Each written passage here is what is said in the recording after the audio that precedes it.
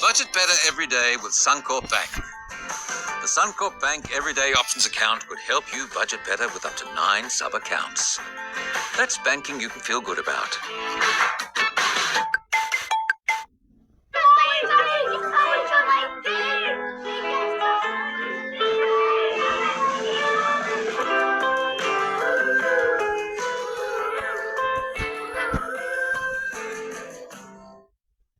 I'm going to need a job. If it's us against Eamon, there's only going to be one outcome. Then we have to be smarter. You've no idea what you've started. You and your idiot son, you're all done.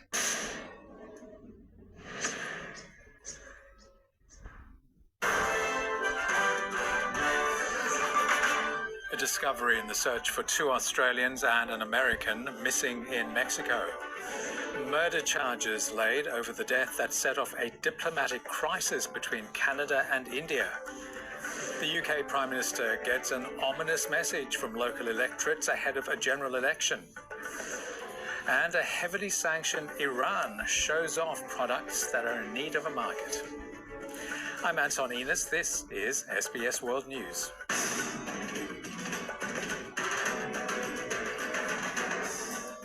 Good evening. There's been a major development in the search for 2 Australian brothers and their American friend in Mexico. Police are working to identify bodies that have been found in the country's northern region. The parents of the brothers are travelling from Perth to Mexico. They say they want to be as close as possible to where their sons were last seen. It's been a week since. Include investigating connections to the government of India. The Assistant Commissioner saying federal police are collaborating with partner agencies in India, but when asked to characterise that collaboration... Well, I'll be frank, I'll characterize that collaboration as rather challenging and difficult for the last several years. Community members today responding. And that's something I'm very proud of today as a member of this community, that people step forward. They pretty much might be putting themselves at risk, and they took that step because they can't stay silent any longer. Police say they believe others may have been involved in the murder, which may lead to further arrests. Tanya Dandrinos, SBS World News. Still to come, the government support for people juggling work and unpaid care. Also, a close aide to Donald Trump reveals how his campaign reacted to the infamous Access Hollywood tape. Floods destroy homes and infrastructure in East Africa, and a bigger weather event is still on its way. And later, Spain scraps the top prize for the best bullfighter in a major cultural shift.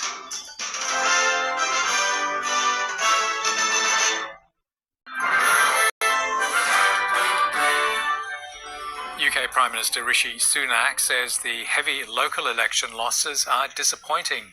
The Conservative Party is on track for one of its worst performances since the 1990s. Labour leader Keir Starmer says the results indicate the country wants change at the upcoming general election. All these directions, we can take further steps, Iran's president said at a recent meeting with Russian leader Vladimir Putin. And Iran wants to rely not only on oil and gas, but also on manufacturing, the country's deputy industries minister tells me. The reality is that sanctions have 2 faces, he says, the damaging side, but the other side is that it makes you believe in your capabilities and become independent. But the Iranians acknowledge Western sanctions are a major hurdle, not only when it comes to making their products, but also trying to sell them abroad. Fred Pleitgen reporting from Tehran. Coming up next, increasing demand for spiritual support services for Australians with no religion. And the Australian Olympic Committee prioritises Indigenous talent in the years to come.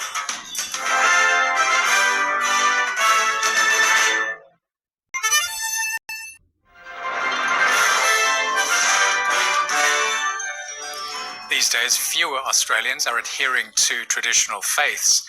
10 million people indicated no religion in the latest Australian census. But in times of crisis, many people still reach out for support. And that's where non-religious spiritual care workers come in. How are you? Going well.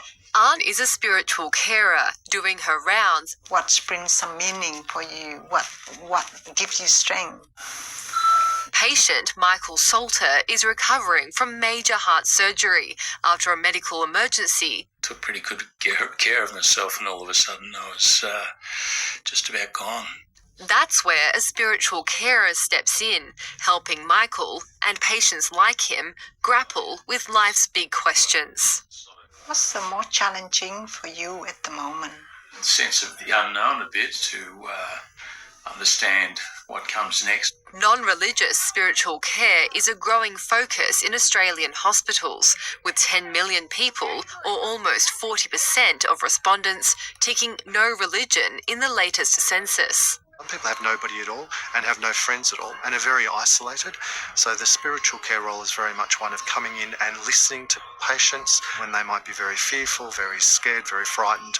Ann has dispensed her healing care on hospital wards and in prisons for more than a decade.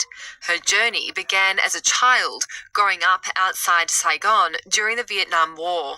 There was a lot of hardship and my parents were struggling. My mum parents been executed by military when mum was 9 years old, right in front of her. So, and then my dad parents, they both died when my father was really young.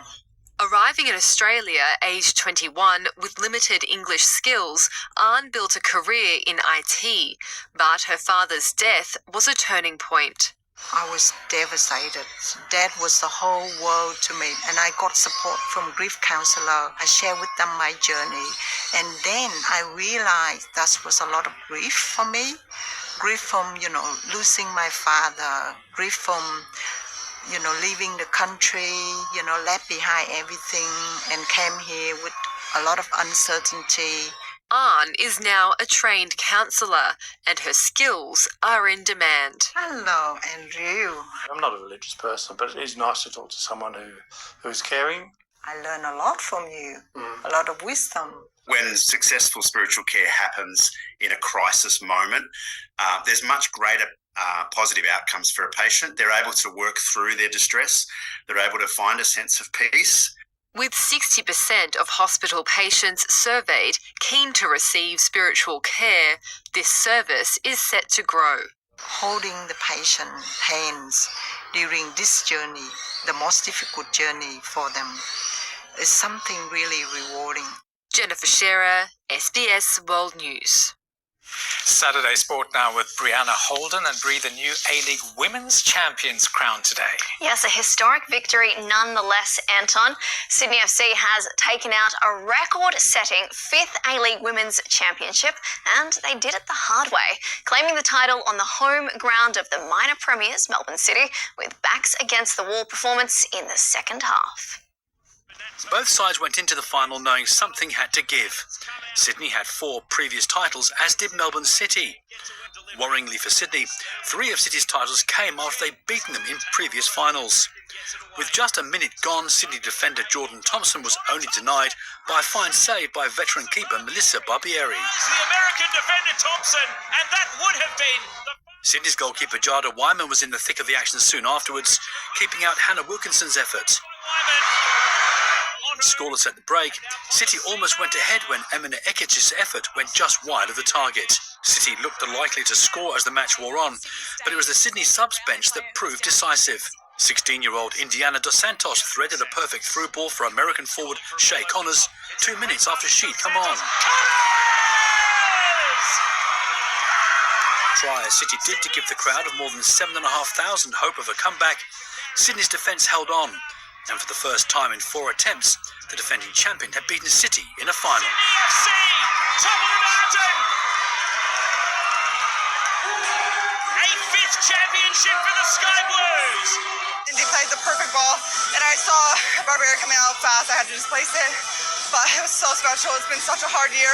It's amazing, honestly. I can't describe. I think I was crying a bit too much there, but I don't know. It's just been a real hard season, and a proper battle, and yeah, I just can't be more proud of these girls, all the way to the end. City are a great team and they were on top of us for the majority of that. Sydney overcoming an injury-riddled season to end it on the perfect note. John Baldwin, SBS World News. Overseas, and Sabrina Whitman has become the first woman to coach a German men's professional football club. The 32-year-old has been with 3rd Division outfit FC Ingolstadt since 2009, originally as a player in the women's team, then as a youth coach.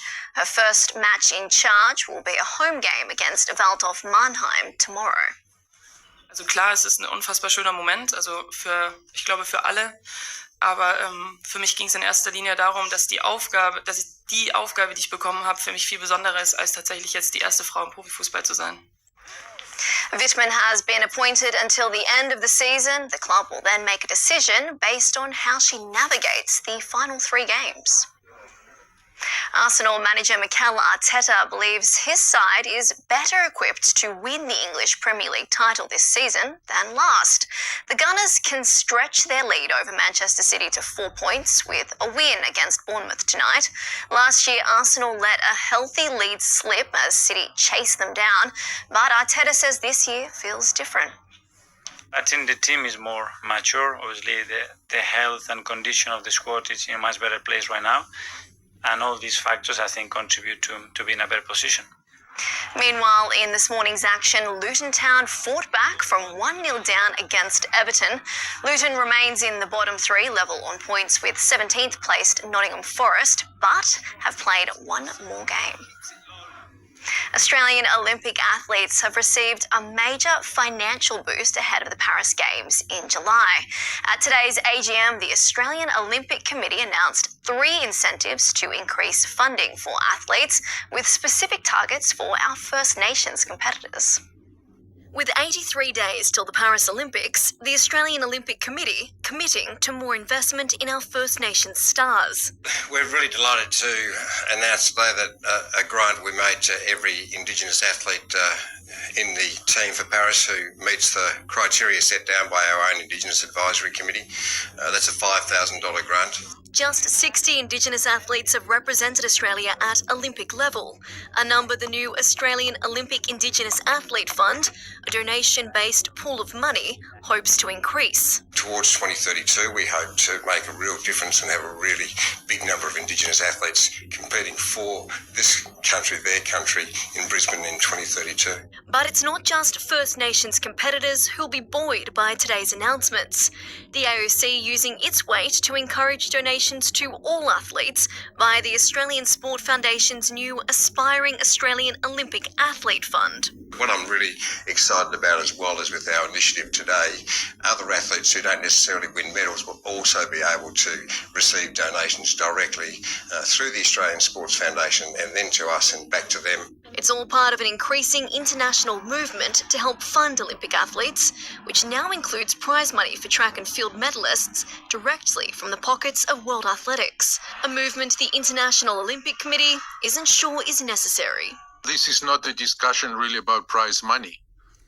The prize money in the Olympic Games exists for decades. In 1976, we have received prize money supported by the National Olympic Committee. The Sydney Swans have claimed bragging rights against city rivals GWS in the Battle of the Bridge to move top of the AFL ladder. Giants midfielder Tom Green didn't last the match. He needs scans tomorrow on an injured ankle. Despite that loss, GWS scored the last 3 goals of the opening quarter before a downpour saw the Swans take a grip on the game. Sydney's midfield took control in the wet as Will Hayward booted 4 goals in the 29-point win. Adding to the Giants' frustration is this collision. Tom McCartan concussed from the hit by Callum M. Brown, who will face scrutiny. The Bulldogs have chased down the West Tigers to climb into the top 8 on the NRL ladder.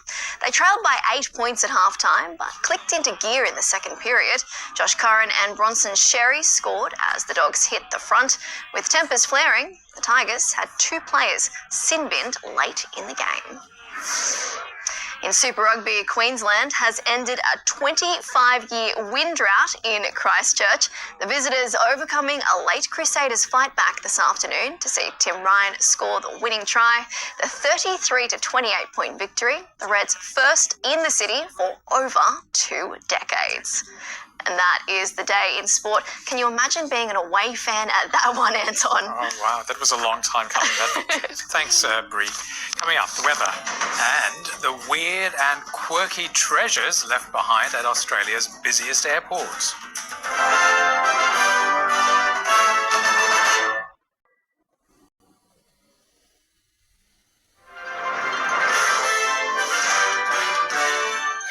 Checking the weather in the major centres now. Rain for Sydney, a shower or two for Canberra, partly cloudy in Melbourne and Hobart, sunny in Adelaide, partly cloudy over Perth and Darwin, and showers in Brisbane. Looking further afield, thunder for Nandi, fine day in Noumea and Auckland, partly cloudy in Wellington. In Southeast Asia, thunder in Bangkok, Singapore and Kuala Lumpur, cloudy skies over Jakarta, thunder in Port Moresby. Further north, drizzle in Beijing, rain in Seoul, sunny in Tokyo, more drizzle in Shanghai and rain for Hong Kong. Heading west, showers for Beirut, partly cloudy in Tehran, windy in New Delhi, fine for Mumbai. Onto Europe now, rain for Stockholm and Moscow, cloudy in Berlin, a few showers in London and Kyiv, clouds also in Paris, fine in Istanbul and Athens. In Africa, fine for Cairo and Dakar, thunder in Lagos, rain in Addis Ababa, sunny conditions in Johannesburg. In South America, thunder in Caracas, rain for Bogota, fine in Lima, cloudy in Rio de Janeiro and Asunción, showers for Buenos Aires. And for North America, showers for Vancouver and Toronto, sunny in San Francisco, showers in Washington, fine though in Chicago and LA.